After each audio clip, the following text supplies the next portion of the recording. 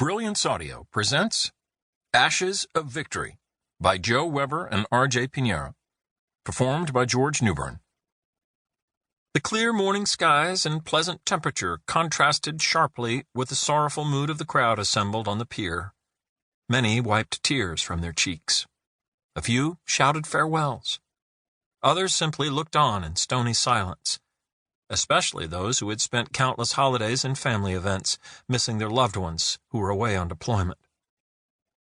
Above them loomed one of the greatest symbols of American sea power and might, USS Harry S. Truman, CVN 75. Often called the Lone Warrior, the nuclear-powered aircraft carrier was best known by her motto, "The buck stops here." Leading a full strike group, it would spend the next 7 months patrolling the Arabian Sea and the Arabian Gulf as part of the U.S. Navy's optimized fleet response plan for its 10 Nimitz-class carriers in service. OFRP consisted of individual carriers on 7-month deployments in a 36-month cycle following in a heel-to-toe fashion to cover 3 hotspots around the world. The rotation strategy allowed enough time for required maintenance and upgrade cycles, as well as crew training. In the case of Truman, it would relieve USS Carl Vinson, CVN 70, on station in the Arabian Sea.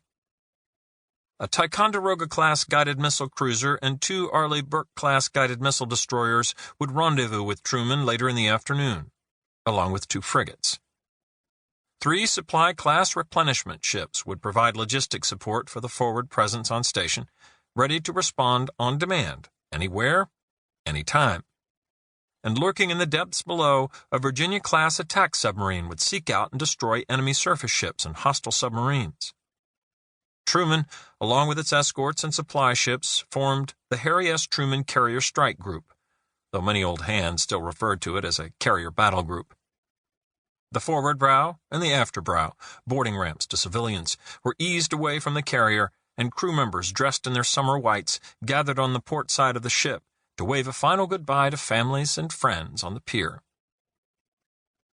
Amid the crowd, Betty Lou Nelson, an energetic reporter from a local Norfolk station, looked for her next victim.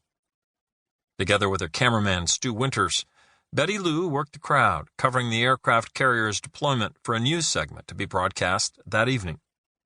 Wearing Ray-Ban aviators and a Stars and Stripes bandana, Stu followed Betty Lou as she went for the emotional jugular, interviewing several pregnant young mothers, some accompanied by small children.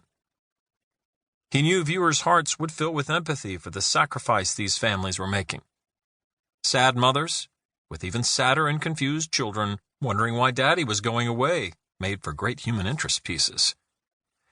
If she was lucky, Betty Lou might find a father and his kids waving goodbye to their mother. The military, after all, was gender neutral when it came to personnel deployment. Tears led to sobs for some family members when the brows finally cleared the carrier.